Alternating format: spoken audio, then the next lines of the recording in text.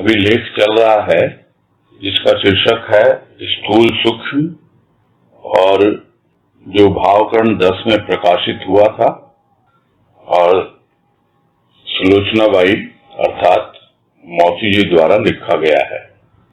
कल जो पैराग्राफ हुआ था अंत में वो संपूर्ण न हो पाया था, जितना हुआ था उसको रिपीट करके और आगे बढ़ेंगे। इसमें कहा गया, प्रश्न उठता है स्थूल सूक्ष्म की व्याख्यान में ये बातें क्यों आ गई?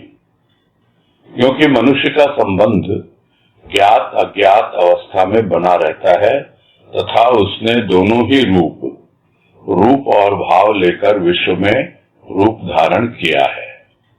असीम है जीवन के भाव, सीमित कार्यों की प्रधानता जीवन में मानी गई है। कार्य वे भी स्थूल में कार्यों की प्रतिक्रिया मन पर पड़ी, किंतु कारण था तो कार्य बना। कार्य करता रहा, होते रहे। मन को कभी उदासी मिली, कभी प्रसन्नता उन कार्यों के पश्चात, फिर भी कारण की ओर ध्यान न गया। बदहोश अवस्था थी, जीवन बीत रहा था बदहोशी में ही।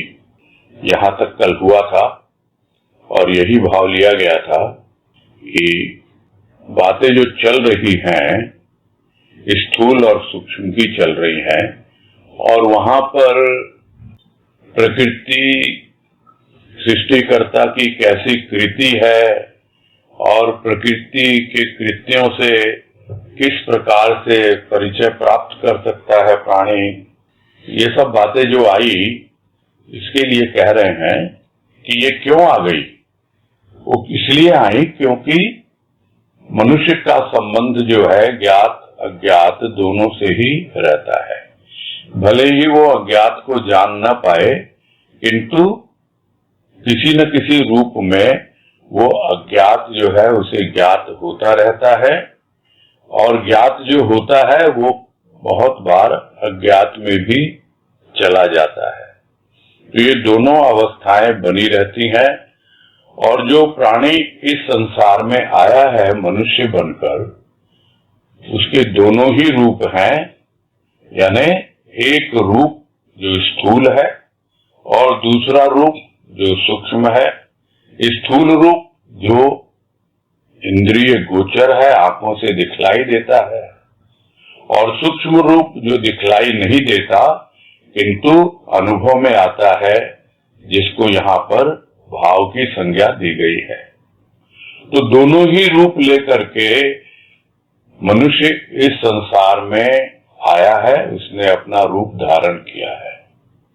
और यह जो जीवन है उसमें सूक्ष्म अर्थात जो भाव हैं वो उनकी कोई सीमा नहीं है, असीमित है। जबकि उन भावों विचारों से प्रेरित होकर जो भी कार्य किए जाते हैं वो बहुत ही सीमित होते हैं। मन तो करता है यह कर लूं, वो कर लूं, और न जाने कितने प्रकार के विचार भाव भीतर चलते रहते हैं, किंतु कार्य सीमित ही रहते हैं। और जो सीमित कार्य को समझ लेता है कि स्थूल का जीवन बड़ा ही सीमित है, स्थूल के कार्य बहुत ही सीमित है, और असली जीवन तो भीतर का है, जो सूक्ष्म का है, जो भावों का है।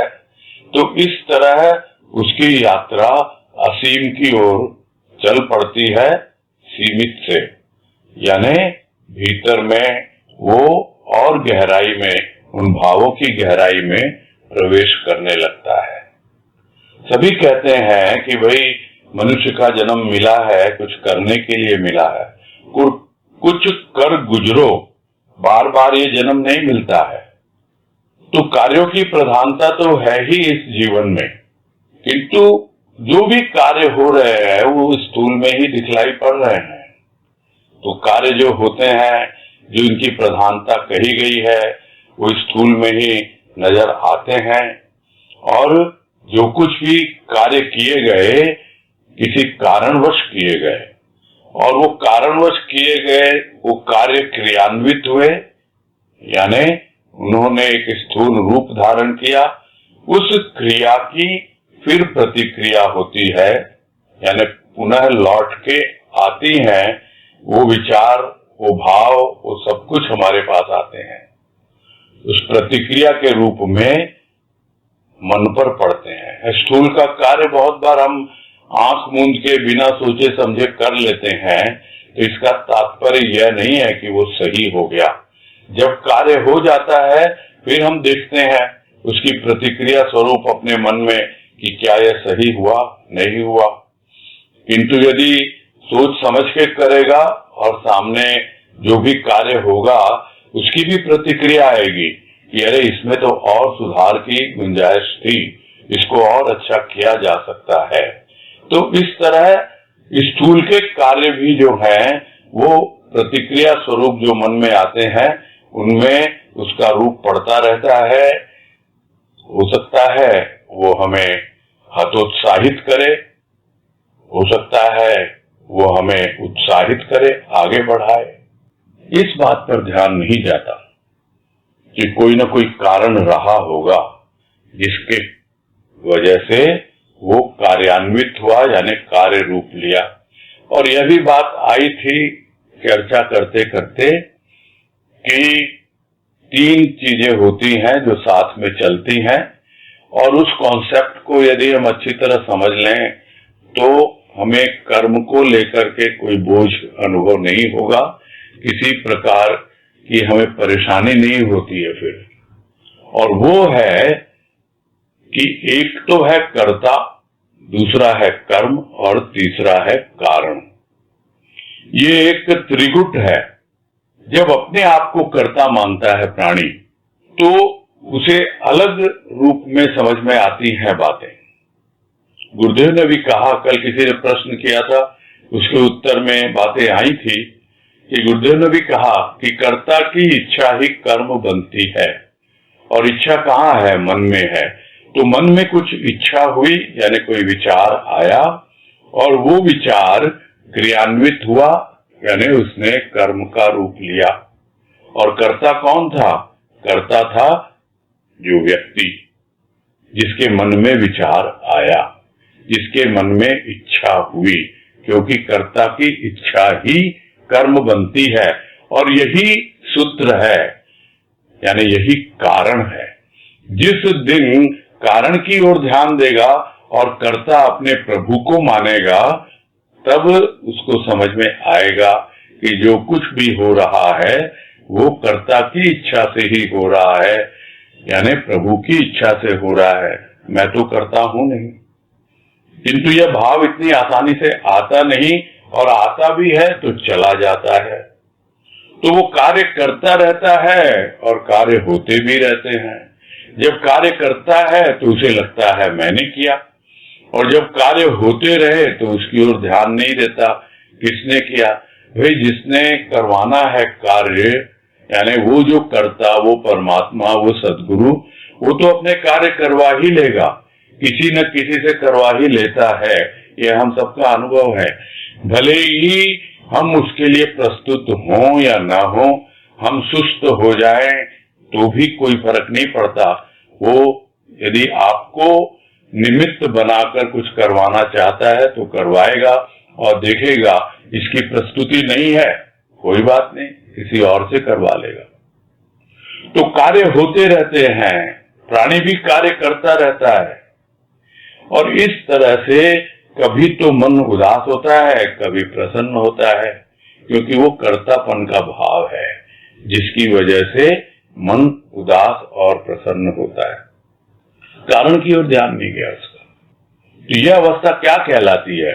यह अवस्था बदहोशी कहलाती है। बदहोशी यानी होश तो है लेकिन दूसरी दिशा में है। जो कल भी बात आई कि नाम तो है किंतु बदनाम है। बदनाम का भी क्या नाम होता है? नाम तो होता है उसका भी। एक होता है सुनामी है, यानी सुनाम है, अच्छा नाम है, सुंदर नाम है, ख्याति है उसकी। और एक बदनामी है, यानी बुरा नाम है। यहाँ वही बदहोशी की अवस्था है, यानी होश तो है लेकिन गलत दिशा में होश है। और आगे कह रहे हैं कि चेतन हुए भी चेतना शून्य, प्रसन्नता के अभाव में उसके होश भुला दिए, इसीलिए तो बदहोशी की अवस्था बनी। जब होश हवास ही खो बैठे तो क्या करें, कैसे कुछ समझे, कैसे सुने वह आवाज जो चेतन की चेतना में झंकार लाए, गति पैदा करे। होश तो तब आए जब शीतल जल के छींटे पड़े, आंख खुले, तब देखे प्रभु की ओर, शीतलों में झुके तो कहीं भाव विचारों का प्रवाह आए और कुछ समझे। तन मन की गति का खेल देख उसे तो प्रसन्न होना है, क्योंकि अद्भुत चमत्कार पूर्ण है यह तन और मन। परंतु विकारों के कारण न तन को समझ पाता है न मन को। और बदहोशी की अवस्था क्या है कि चेतन होते हुए भी चेतना शून्य। यहाँ चेतन से तात्पर्य क्या है कि चेतनता का या चेतना का एक जीता जागता स्वरूप है मानव, ईश्वर की सर्वश्रेष्ठ कृति है। बाकी जितने भी जीव हैं उनमें जड़ता प्रधान है, जबकि मनुष्य के अंदर चेतना प्रधान है। इसीलिए मनुष्य को चेतन कहा जाता है। तो चेतन तो है वो, किंतु चेतना नहीं है। चेतना शून्य है। शून्य है यानी होश में है कि नहीं वो। और अगर होश है भी तो उसको कोई होश नहीं कहा जाएगा, क्योंकि वो होश उसके जड़ में है। जड़ यानी स्थूल में होश है उसको। तो जो कुछ भी जहां लगाया भी जाएगा, अगर सूक्ष्म को स्थूल में ही पूरा लगा दिया यानी जड़ में ही लगा दिया तो वो भी जड़ हो गया। यानी चेतना होते हुए भी चेतना शून्य है वो। प्रसन्नता तो है भीतर छिपी हुई, किंतु खुश रहना ही भूल गया। हर बात बात में परेशान दुखी, तो उस प्रसन्नता के अभाव ने उसके होश ही भुला दिए। इसीलिए तो बदहोशी की अवस्था बनी। प्रसन्नता और सुख, इन दोनों में जो फर्क है वो बतलाया गुरुदेव ने। जो सुख लेख है उसमें कि सुख शरीर का होता है, शरीर को सुख मिलता है, अच्छा लगता है, किंतु प्रसन्नता मन में होती है। और प्रसन्नता जो होती है वो स्थूल की मुखापेक्षी नहीं होती, आधारित नहीं होती है। कोई स्थूल वस्तु मिले, कोई सुख मिले तो ही मैं प्रसन्न होऊंगा। संवाद मात्र भी यथेष्ट होता है प्रसन्न होने के लिए। किसी ने कह दिया बहुत अच्छा है सब कुछ गड़बड़ चल रहा था, संवाद आया, खबर आई, हाँ सब ठीक है, बहुत बढ़िया, तो अपने आप खुशी आ जाती है। किंतु ध्यान नहीं देता, उसको रह ही नहीं पाता खुश। और प्रसन्नता के बारे में कितनी बार हम बात करते हैं बाबा की। जो कोई भक्त आता है बाबा के पास और हाथ जोड़कर विनती करता है, बाबा जी मैं आपको क्या भेंट करूं ताकि आप प्रसन्न हो जाएं मुझ पर, तो बाबा ने क्या जवाब दिया, यही ना कि भाई हम तो तुम्हारी प्रसन्नता में ही प्रसन्न हैं। यानी तुम यदि मुझे प्रसन्न करना चाहते हो तो तुम प्रसन्न रहना सीख लो। और जो प्रसन्न रहना सीख जाता है, अपने आप ही जो उसके होशो हवास उड़ चुके थे, जिनको वो खो चुका था, वो पुनः उनके पास लौटकर आने लगते हैं। सभी संत महापुरुष ऋषि मुनि सब यही कहते हैं, हीरा हराए गयो कचरे में। खो गया है वो होश खो गया है, वो हीरा, वो चैतन्य भाव कचरे में यानी स्थूल में पूरी तरह रम गया है, भूल गया है। वो उन सब बातों को खो गया है, इसलिए भूल गया है। प्रसन्न रहना ही भूल गया है, इसलिए होश भी भुला दिए। और स्वाभाविक है, जब होश नहीं होंगे तो बेहोश तो होगा नहीं, बेहोश यानी पड़ जाएगा एकदम, सेंसलेस मतलब बिल्कुल बिस्तर पे पड़ गया। बेहोशी की अवस्था वो होती है, ये बेहोशी की अवस्था नहीं है, ये बदहोशी की अवस्था है, बदहवासी की अवस्था है। उसमें वो सारे होशो हवास खो देता है, कुछ भी सोच समझ के नहीं करता है, उसका अपना विवेक तो होता ही नहीं। जो कुछ भी करता है लोगों की देखा देखी, वो ऐसा कर रहा है मैं भी ऐसा करूं, कोई उसे बोल देता है तो और अच्छी बात, हाँ उसने ऐसा किया तो मुझे भी हो जाए। तुम अपना देखो, अपने होश से काम लो, तुमको भी भगवान ने बुद्धि दी है, कुछ नहीं, होश हवास खो देता है। तो कैसे कुछ समझ में आए उसको, और कैसे उस आवाज को सुने जो उस चेतन मानव की चेतना में गति लाए, झंकार पैदा करे। कौन सी है वो आवाज? वो बे आवाज की आवाज। लेकिन प्रारंभ में तो बे आवाज नहीं होता है, कहीं न कहीं से तो वो ध्वनि आती ही आती है, किसी न किसी रूप में तो आती ही है। वो स्थूल में, क्योंकि हर एक प्राणी के जीवन में यह अनुभव है कि स्थूल पहले आया, और यदि वो स्थूल में ही रमा रहा तो सूक्ष्म की ओर गमन नहीं हुआ, आगे बढ़ा नहीं। और यदि सूक्ष्म की थोड़ी समझ आ गई तब सूक्ष्म की ओर बढ़ चला। तो स्थूल आता है प्रारंभ में, वो ध्वनि आती है किसी न किसी रूप में, प्रवचन के रूप में, वाणी के रूप में, भजन के रूप में, किसी भी रूप में, जो हमको भीतर से झंकृत कर देती है। भीतर में एक ऐसी गति आती है कि इस तरह की अनुभूति तो मुझे पहले कभी नहीं हुई, ऐसा तो कभी नहीं लगा, ये कौन सी आवाज है? वो तो बाद में पता लगता है ये तो बे आवाज की आवाज है। ये तो एक ऐसी तंत्री है जो झंकृत होती ही रहती है बिना स्पर्श के, नहीं तो बिना स्पर्श के कोई ध्वनि पैदा नहीं होती है। जीवा का स्पर्श होता है अंदर में, तब जाके ध्वनि निकलती है मुख से। कोई भी ध्वनि बिना स्पर्श के, बिना आघात के पैदा नहीं होती है।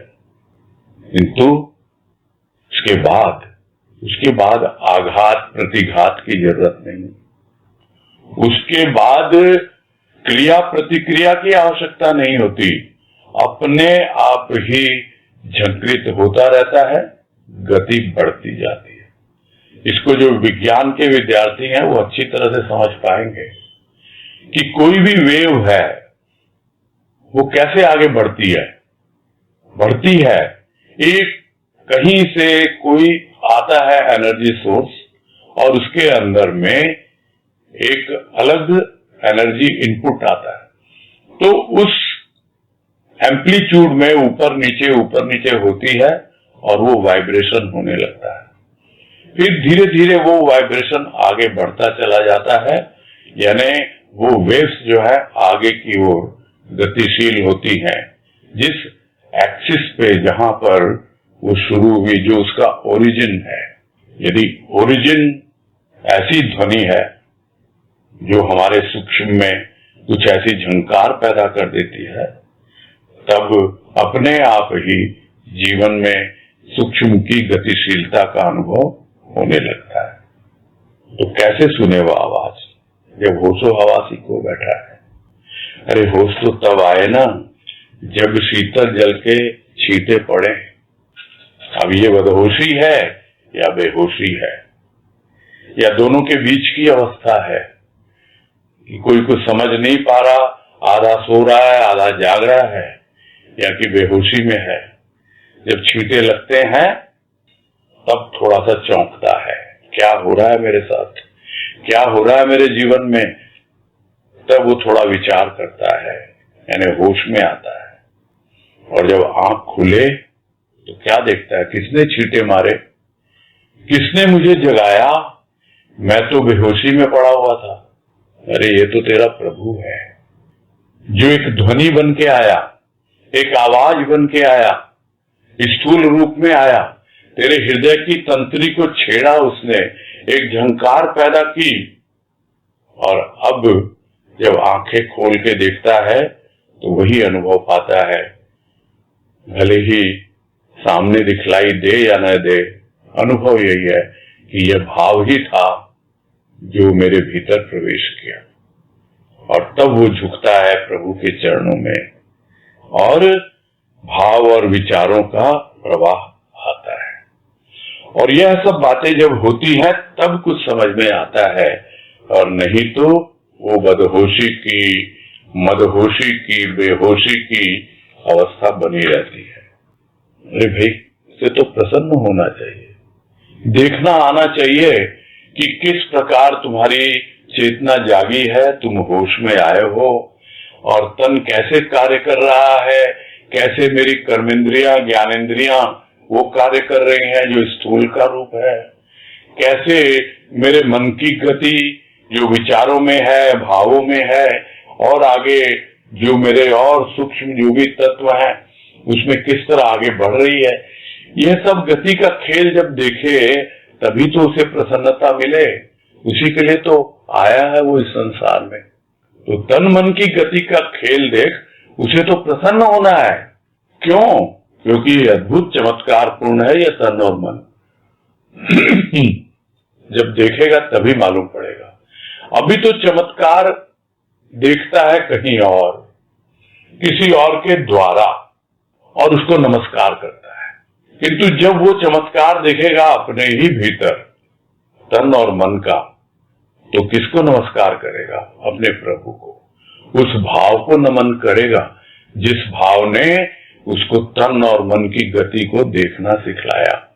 किंतु यदि विकारों में ही लगा रहा तो न समझ पाए, तन को नहीं समझ पाता, मन को भी नहीं समझ पाता, क्योंकि विकार बार बार खींच खींच के उसको नीचे की ओर लाते हैं और कीचड़ में फंसा देते हैं। आगे कह रहे हैं, स्थूल और सूक्ष्म एक रहस्यमय खेल है सृष्टि का, जिसमें प्राणी मात्र बनते हैं, खिलते हैं, मिटते हैं। अनुभूति संकेत करती है उस लोक का जहां उद्गम है विवेक, ज्ञान, आनंद, भक्ति, श्रद्धा, प्रेम, विश्वास का। सूक्ष्म को समझने के लिए अनुभूति की आवश्यकता है, और अनुभूति का स्तर है सद्गुरु की वाणी, जो प्रत्येक तत्व को समझने की भावना बनाती है हृदय में। तो पूरी सृष्टि में खेल तो यही चल रहा है, एक रहस्यमय खेल है स्थूल और सूक्ष्म का, और ये बातें शुरू से ही हो रही है। और इसका क्या खेल है? प्राणी बनते हैं यानी जन्म लेते हैं, खिलते हैं यानी और बड़े होते हैं, स्थूल से तो विकसित हो जाते हैं, सूक्ष्म से कितने होते हैं, नहीं होते हैं। तो एक पुष्प का जीवन है, जैसे बीजारोपण हुआ, बना, एक खिला और उसके बाद मुरझा गया, वैसे ही जन्म हुआ, जीवन बिताया और फिर शरीर शांत हो गया। तो यही सृष्टि का रहस्यमय खेल है जिसको समझ नहीं पाता। और इस पीरियड में यानी जन्म से मृत्यु के बीच यदि उसे कुछ अनुभूति मिल जाए, कुछ इस प्रकार की सूक्ष्म की अनुभूति मिल जाए, यानी वो एक ऐसा लोक है जहां पर थोड़ा सा भी उसे अनुभव मिलेगा तो अपने आप ही उसे धीरे धीरे सब बातें समझ में आने लगेंगी कि विवेक क्या होता है, ज्ञान कहां से आता है, किस प्रकार आनंदपूर्ण जीवन बिताया जा सकता है। तो बिना श्रद्धा, प्रेम और विश्वास के भक्ति नहीं होती। उसी प्रकार बिना विवेक के ज्ञान नहीं होता, और बिना भक्ति और ज्ञान के सम्मिश्रण के आनंद का रूप अधूरा रह जाता है। यह बात जब तक नहीं समझ पाता प्राणी, तब तक उसे जो अनुभूति मिलती है वो अनुभूति आंशिक ही रहती है। तो सूक्ष्म को समझने के लिए अनुभूति की आवश्यकता है, और अनुभूति का अपना अपना धरातल है, स्तर है। इसीलिए अभी बात आई कि वो आंशिक अनुभूति रह जाती है। अनुभूति की जब पूर्णता हो जाती है तो वो अनुभूति विभूति बनकर प्रभु के चरणों में समर्पित हो जाती है। यह उसकी पहचान है। यानी जो भी अनुभूति मिलनी थी सदगुरु तुम्हारी कृपा से तुमने मुझे दी, अब वो तुम्हारे ही चरणों में समर्पित है। तो इस तरह अनुभूति के जो स्तर हैं वो भी बदलते रहते हैं, और सदगुरु की वाणी जो भाव लेकर आती है और उन भावों के माध्यम से सब बातों का सार समझा देती है और समझने की भावना हमारे हृदय में बनाती है, हमारी अनुभूति का स्तर और आगे बढ़ता चला जाता है। तो प्रत्येक तत्व को समझना, तत्व तो एक ही है, वो है आत्म तत्व, किंतु उस तत्व के जो अनेकों रूप हैं सूक्ष्म में, उनको समझने की बात हो रही है यहाँ। और उनको समझने के लिए भीतर एक भावना बनती है हृदय में, और वो भावना जब बनेगी तब जाकर के समझने की इच्छा पैदा होगी। नहीं तो हम समझना नहीं चाहते, हम यह सोच लेते हैं हाँ ठीक है सब। समझने की जो बात आती है वो आती है विवेक के द्वारा। जैसे जैसे समझेंगे विवेक जागता जाएगा हमारा, हम और विवेकी होते जाएंगे। जो शुरू में बात आई कि दूध का दूध, पानी का पानी, निर्क्षीर विवेकी हो जाता है प्राणी। स्थूल और सूक्ष्म के खेल बड़े आराम से समझने लगता है, और सूक्ष्म के भी जो जो रूप हैं, मन बुद्धि चित्त अहंकार, इन सब बातों को और कौन सी चीज कहाँ, कौन सा भाव, कौन सा विचार, किसी को पूछना नहीं पड़ता कि मेरी प्रगति हो रही है कि नहीं, मेरे भीतर झंकार पैदा हो रही है कि नहीं, मैं आगे बढ़ रहा हूं कि नहीं, सब कुछ समझना आ जाता है, देखना आ जाता है। तो वो भावना कौन बनाता है हृदय में? वो बनाती है सदगुरु की वाणी उस भाव के द्वारा। आगे है, सूक्ष्म की गति निराली है, जो दिखलाई न देती हुई भी प्रकाशक है, विकासक है तत्व भाव की। स्थूल भाव अनुभव करने का संकेत देते हैं प्रत्येक अवस्था में। दोनों ही अवस्था में रस ही रस, आनंद ही आनंद। यदि बाहर से भीतर, स्थूल से सूक्ष्म की ओर जाता है तो वहां भी कुछ पाता है आनंद का भाव, और भीतर से बाहर सूक्ष्म से स्थूल की ओर आता है तो वहां तो आनंद ही आनंद है ही। यदि आधार छोड़कर बाहर की ओर आता है तो वहां उसे परेशानी, भ्रम इत्यादि का चक्कर में डाल देता।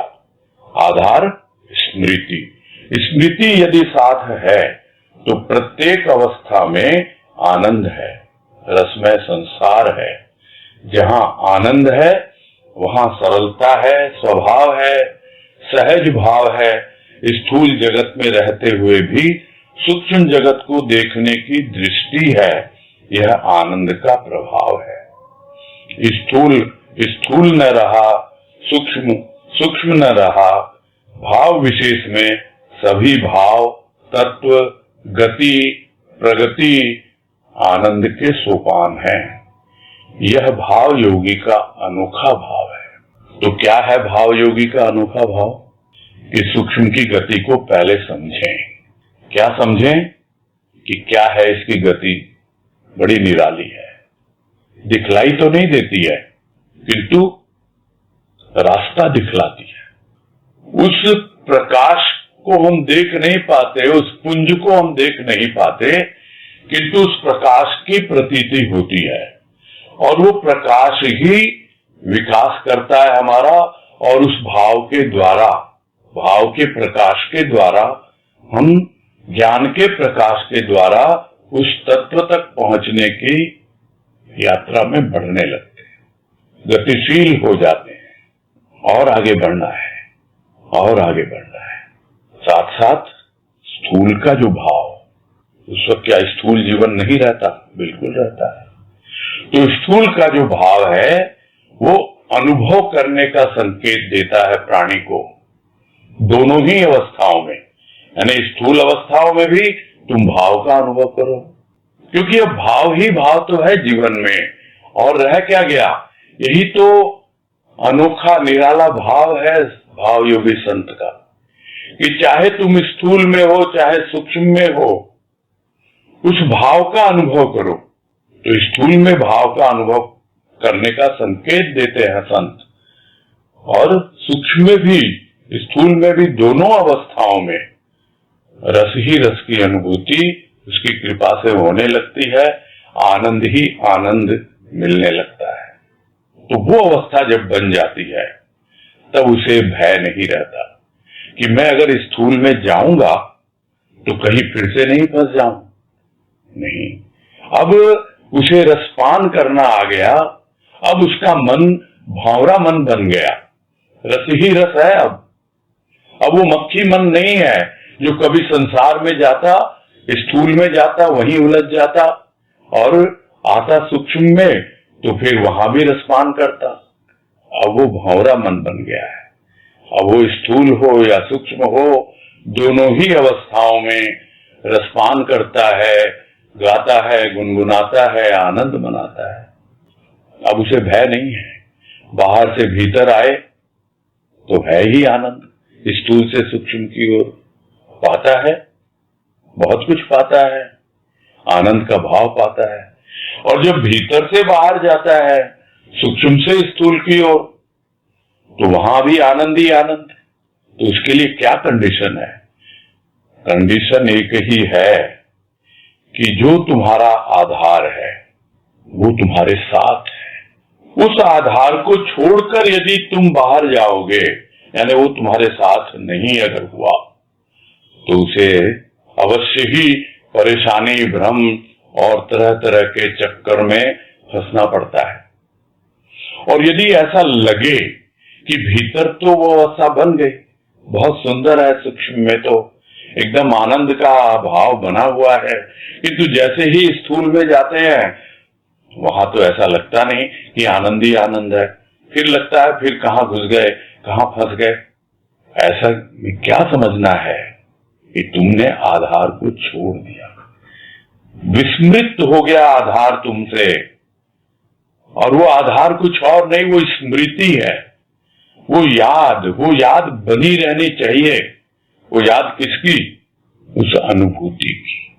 वो अनुभूति जो प्रभु ने दी सूक्ष्म में, वो अनुभूति जब याद रहती है, अपनी स्मृति में कुछ इस तरह से बैठ जाती है, तो कोई भी अवस्था हो, चाहे स्थूल की अवस्था हो, सूक्ष्म की अवस्था हो, तो स्मृति यदि साथ है तो प्रत्येक अवस्था में आनंद ही आनंद है।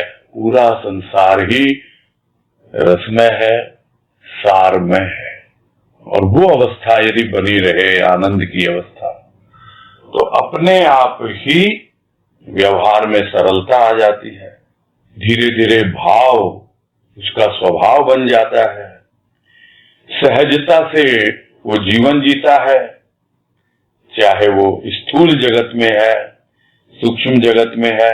तो स्थूल में रहते हुए भी वो स्थूल की छोटी छोटी बातों से भी न जाने कितनी सूक्ष्म भावनाओं को ग्रहण करने लगता है। तो स्थूल जगत में रहते हुए भी सूक्ष्म जगत को देखने की ये दृष्टि उसे मिल जाती है कि स्थूल में भी जो सूक्ष्म छिपा हुआ है उसका भी एक अलग अनुभव मिलने लगता है।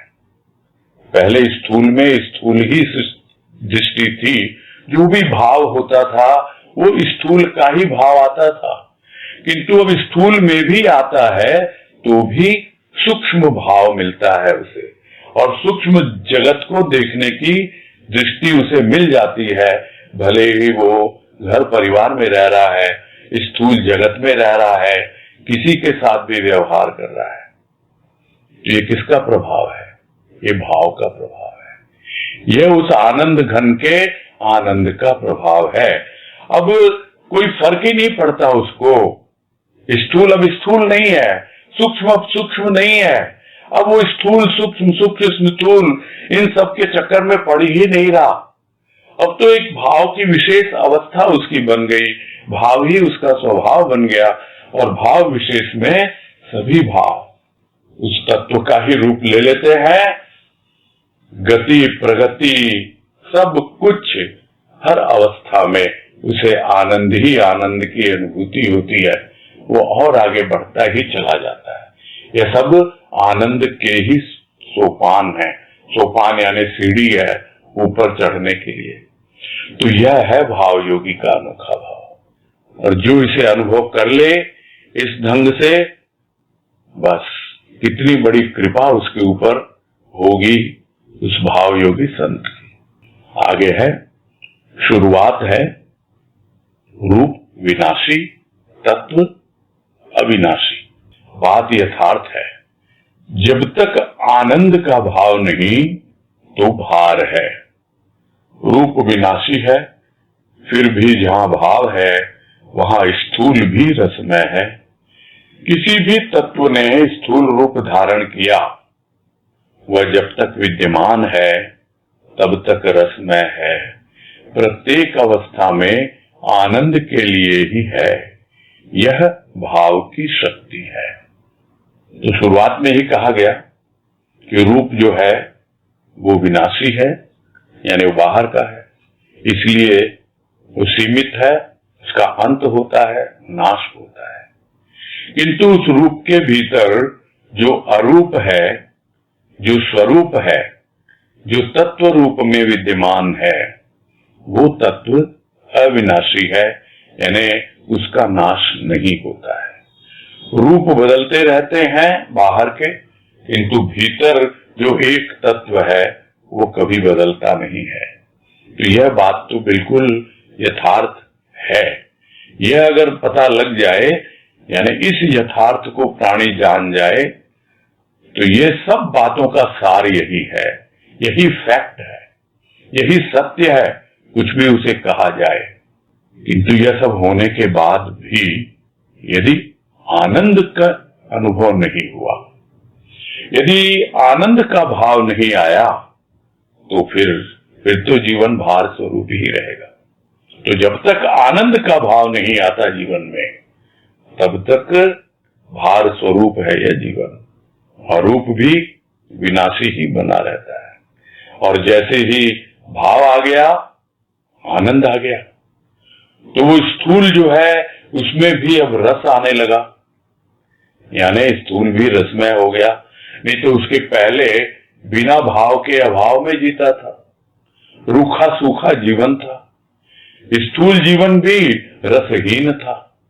अब जब भाव आ गया तो वो स्थूल जीवन भी रसमय बन गया। तो यह कोई भी सूक्ष्म तत्व हो, वो जब स्थूल में आता है यानी प्रकट होता है, जब उसकी प्रत्यक्ष अनुभूति होती है, तब समझ में आता है कि वह जब तक विद्यमान है तब तक रसमय है। यानी उसके पीछे जो सूक्ष्म है वो जब तक है, यानी भाव जब तक है, तभी तक उस स्थूल में रस है, यानी रस ही उसका आधार है। और इसीलिए ईश्वर को कहा गया रसो वैसा। रसो वैसा मतलब वह रस रूप है, रसपूर्ण है, वही रसमय है। आज ये सृष्टि टिकी हुई क्यों है? क्योंकि उसके पीछे ईश्वर है, जिसे कहते हैं कण कण में बसा हुआ है वो रस, ईश्वर वो है, इसीलिए वो विद्यमान है। अब यदि हमारे भीतर रस नहीं, हमारे भीतर ईश्वरीय भाव नहीं, यदि हम उस भाव में नहीं जी रहे, तो हमें कहीं पर भी रस की प्रतीति नहीं होगी। तो जब तक वह विद्यमान है, यानी वो रस विद्यमान है, तब तक सब कुछ रसमय है, हर अवस्था आनंद ही आनंद है। और यह है इस भाव की शक्ति यानी इतना इफेक्टिव है यह भाव, इस भाव का प्रभाव इतना शक्तिशाली है कि यदि आप स्थूल में हो या सूक्ष्म में हो, किसी भी अवस्था में हो, तो जब तक वो भाव विद्यमान है, जब तक वो रस आपको मिलता रहता है भाव का, तब तक आपका जीवन, स्थूल जीवन भी रसमय है, नहीं तो पूरा जीवन रसहीन हो जाता है, भार स्वरूप प्रतीत होने लगता है। आगे है जो इस लेख का अंतिम पैराग्राफ है कि जब भाव नहीं, भाव योग नहीं, तो बाहर भीतर की चर्चा है। कर्म करते हुए भी वह रस नहीं ले पा रहा है और पा रहा है भार, अहंकार। यह भाव का अभाव है। एक विकार ने अनेक विकारों को जन्म दिया। साधारण सी भूल भी शूल बन जाती है। यही कारण है कि इष्ट की विस्मृति प्रत्येक अवस्था में भ्रम, भार, दुख, चिंता का भाव उत्पन्न करती है और मनुष्य केवल स्थूल के अर्थात शारीरिक भाव के पीछे परेशान बना रहता है। और यदि यह कहा जाए कि यह जो अंतिम पैराग्राफ है, यह सब बातों का सार है, जिसे हम लोग जब स्कूल में पढ़ा करते थे तो यही कहा जाता था कि भाई लेख कैसे लिखा जाता है। लेख लिखा जाता है, प्रारंभ में भूमिका होती है उसकी, तो भूमिका लिखी जाती है शुरू में कि क्या हम कहना चाह रहे हैं, वो लिखा गया पहले, हमने समझा, और वो उसका विस्तार होता है बाद में। और जब पूरा विस्तार हो जाता है और जब लेख पूरा हो जाता है तो अंत में उसको कहा जाता है जो पैराग्राफ कि वो उसका उपसंहार है। उपसंहार यानी अब उसको कंप्लीट किया जा रहा है, उस सार को संक्षेप में बता दिया जा रहा है। सब बातों का सार है यहाँ पर। यदि भाव नहीं, भाव योग नहीं, तो कितनी चर्चा करते रहो, स्थूल की, सूक्ष्म की, बाहर की, भीतर की, पूरी जिंदगी गुजर जाती है इसी में। तो क्या कर्म करते हुए रस मिल रहा है? क्या यह समझ के कर्म किया जा रहा है कि यह मेरे प्रभु का दिया हुआ कार्य है और मुझे इसमें पूरी तरह रस लेकर भावपूर्ण ढंग से उसको करना है, पूरी तरह इन्वॉल्व होके? तो जब तक रस नहीं आएगा कार्य करते हुए, तब तक वो कार्य उसके सिर पे बोझ बना रहेगा, भार स्वरूप रहेगा। और किसी वजह से यदि कार्य संपन्न भी हो गया तो बोझ और बढ़ गया। ये तो बड़ी विचित्र बात हुई कि कार्य संपन्न हो गया और बोझ और बढ़ गया। अरे हल्का होना चाहिए ना। प्राणी समझ नहीं पाता कि कार्य संपन्न हो गया और फिर बोझ बढ़ गया। उसको लगा कि अरे मैंने किया है यह कार्य, और उसका अहंकार कितना और भारी हो गया, समझ नहीं पाता इसको। एक भार कर्म का, कार्य का, और एक भार उसको संपन्न करने के बाद जो सूक्ष्म में आता है उसको समझ ही नहीं पाता प्राणी, वह अहंकार का भार। अहंकार बढ़ाता चला जाता है और जीवन भार स्वरूप होता चला जाता है। कर्म करते हुए भी रस नहीं ले पा रहा क्योंकि भाव नहीं है। अरे भाई समझो, यह तो भाव का अभाव है जीवन में। वस्तुओं का अभाव कभी पूरा हुआ है आज तक? इच्छाओं का अभाव कभी पूरा हुआ है? इच्छाएं आती है अभाव लेकर, और एक, कभी पूरी नहीं होती इच्छा। किंतु जब भाव आ जाता है तो अपने आप ही अभाव दूर हो जाता है। तो यह जो अवस्था है यह भाव का अभाव है। और जब भाव का अभाव रहेगा तो स्वाभाविक है ये सारे विकार तैयार बैठे हैं। एक विकार ने अनेक विकारों को जन्म दे दिया, कोई सा भी हो, और इनमें सबसे प्रमुख हमारे है ये अहंकार महाराज। न जाने कितने विकारों को लाते हैं, सबसे पहले तो क्रोध को लाएंगे और फिर अभिमान तो है ही, नहीं तो अहंकार को ठेस पहुंचती है तो व्यथित होता है, ईर्ष्या भी होने लगती है। तो एक विकार न जाने कितने विकारों को लाएगा। ये जो 6 बताए गए हैं ना विकार, ये जरूरी नहीं है कि बिल्कुल वैसे ही आए जिस तरह 7 रंग बताए गए हैं, किंतु हम देखते हैं यहां तो हजारों रंग हैं। जाइए किसी पेंट कंपनी में, दिखा देंगे ये शेड है, वो शेड है, ये ऐसा है, ये ऐसा है। ये 6 विकार मिलकर के न जाने किन किन रंगों में अपना रूप प्रस्तुत करते हैं हमारे जीवन में। तो एक विकार भी जाएगा, तरह तरह के विकारों को लाएगा और अलग अलग शेड्स में हमारे सामने प्रस्तुत हो जाएंगे ये विकार। हम पकड़ ही नहीं पाते कि किस रूप में है, जरूरत भी नहीं है। सीधा साधा फार्मूला, भाव को अपनाएं, भावपूर्ण जीवन जिए। यह भाव का अभाव है, जो एक विकार भी अगर आ गया तो वो अपने पीछे पीछे अपने पूरे कुनबे को लेके आ जाता है। साधारण सी भूल हो गई कभी, ध्यान देना है, जागरूक रहना है, समझना है, नहीं तो वो भूल भी कांटे की तरह चुभती रहेगी। अरे हो भी गई बाय चांस, गलती मान लो ना। ये अहंकार स्वीकार नहीं करने देता, यही सबसे बड़ी समस्या है जीवन में। और तब सूल बना रहता है, चुभता रहता है। किसी ने कुछ कह दिया मुझको, बस कांटा बन के चुभ रहा है। अब उसका रुतबा ऐसा है, उससे संबंध ऐसे हैं कि हम चुप रह जाते हैं, किंतु वो कांटा तो भीतर लग गया।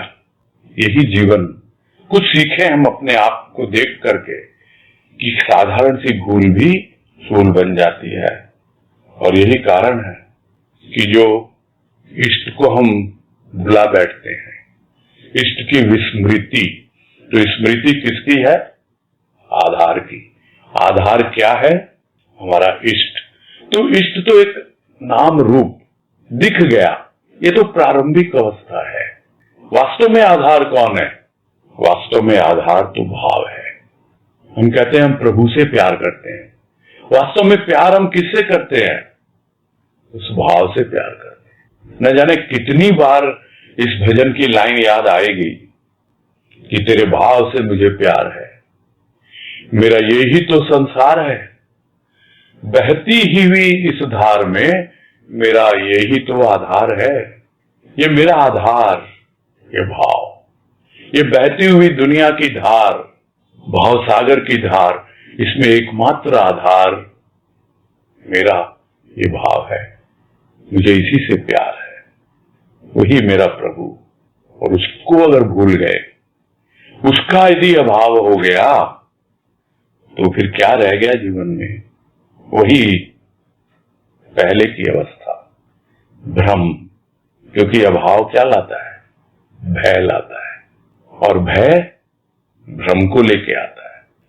कंफ्यूज्ड, पता नहीं क्या हो रहा है, क्या नहीं हो रहा है। वही जीवन पहले वाला। सिर्फ इष्ट की विस्मृति इतना कुछ कर डालती है, यह देखना है प्राणी। प्रत्येक अवस्था में जितना जैसा भी जीवन जिएगा, वो भ्रम से भरा हुआ होगा। जीवन भार स्वरूप होगा, दुख, चिंता, ये सब तो बहुत पुराने साथी हैं हमारे, फिर से पैदा हो जाएंगे। क्योंकि अभाव तो ऐसे ही भाव पैदा करता है।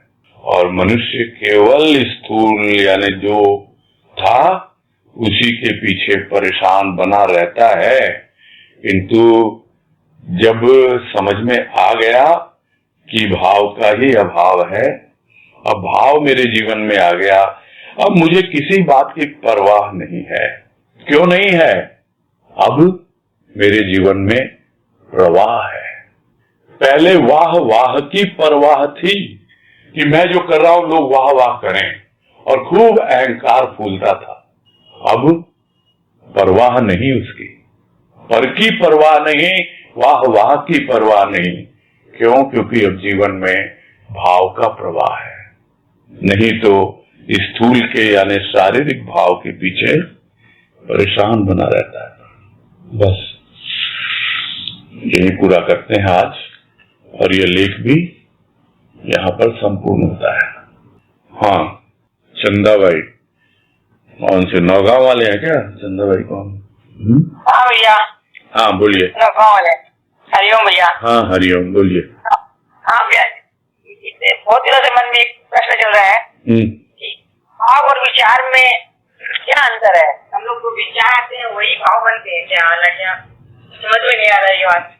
ये बातें तो बार बार हो रही हैं, इसमें भी आई है कई बार, इस लेख में भी, कि विचार जो होता है वो तो एक पूरा समूह है, बहुत सारे विचार आते हैं जाते हैं, चलता रहता है मन में।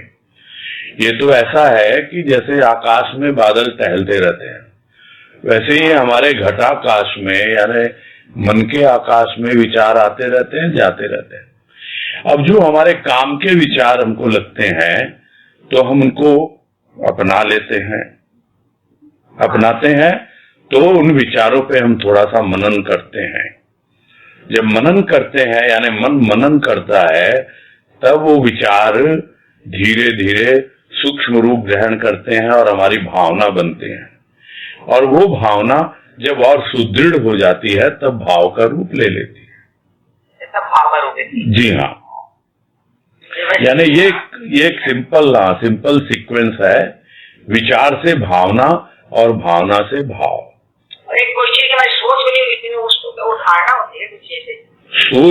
सोच का मतलब होता है हमारी जो दृष्टिकोण कहते हैं उसको हिंदी में, जैसी दृष्टि होगी, जिस कोण से हम देखेंगे, जिस एंगल से देखेंगे, बोलते हैं ना ये इसका देखने का एंगल ठीक नहीं है। अभी आप किसी भी चीज को स्थूल दृष्टि से ही देखोगे हर वक्त। है कई लोग वो स्टूल से ही मापदंड करते हैं, ये देखो कितना पैसे वाला है, ये देखो कितना इसने बड़ा ये अपना बना रखा है घर, ये कोठी बना रखी है, अरे इसके पास तो इतनी इतनी गाड़ियां हैं, ये है। तो उनका दृष्टिकोण वो है, और किसी का दृष्टिकोण होगा तो वो अपने ढंग से देखेगा, देखो इसके भीतर कितने सुंदर भाव विचार है, भले इसके पास इतने पैसे नहीं हो, ये नहीं हो, तो वही सोच कह दो, वही दृष्टिकोण कह दो, एक ही बात है।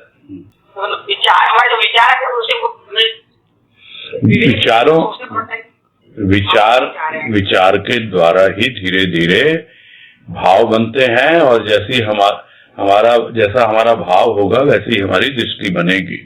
दुनियावी भाव अगर होंगे भौतिकता से स्थूल से संबंधित, तो वैसी ही हमारी सोच बनेगी, वैसा ही हमारा दृष्टिकोण होगा जीवन में। यही है बातों का सार, है ना। अनुभव से पता चलेगा ना ये हमारे सही विचार है, भाव वाले विचार है। ठीक है। हाँ, इनको पहले देते हैं, कई 2-3 तो आते रहते हैं। सुधा कोलकाता। हेलो,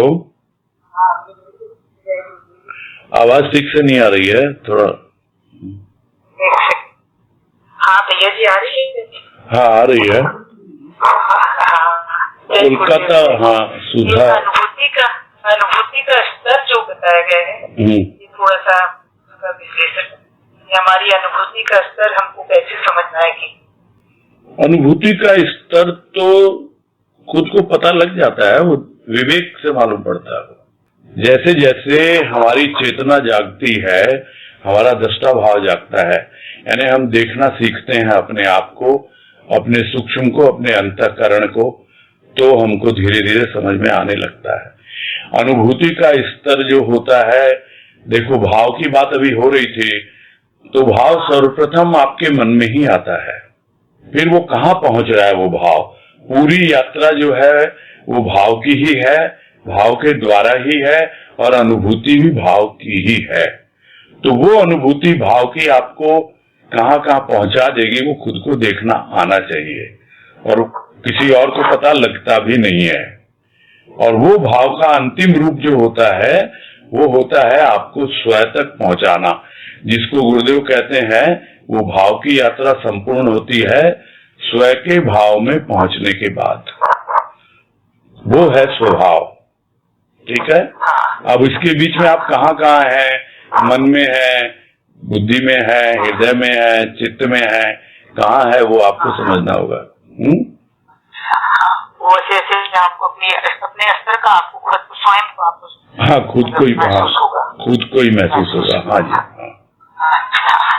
ठीक है। जय गुरुदेव भैया। हाँ, जय गुरुदेव। हाँ जी, सुभाष पोद्दार। हाँ, हरिओम, बोलिए।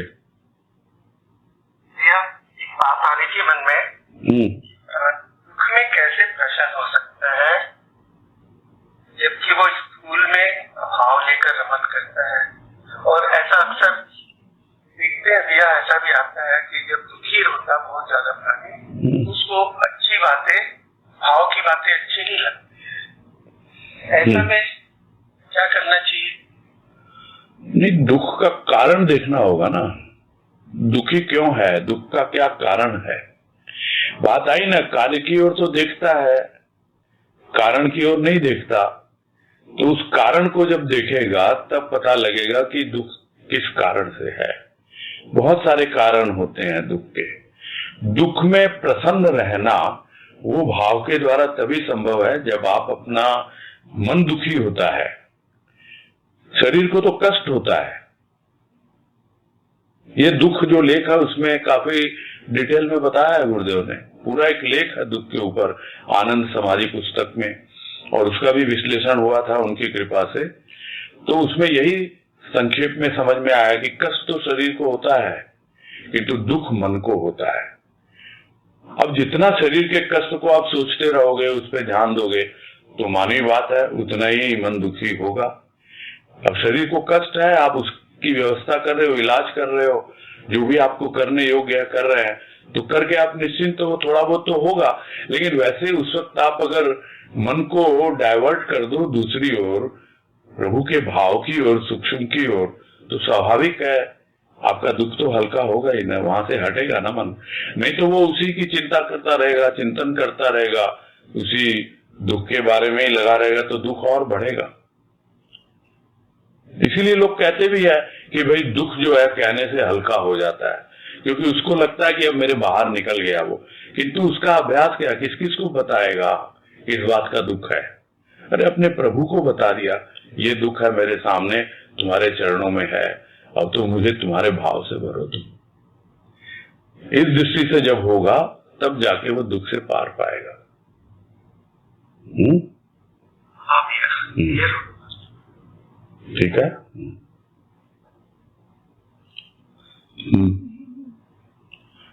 अब तो समय है नहीं, ठीक है, पूरा किया जाएगा अभी।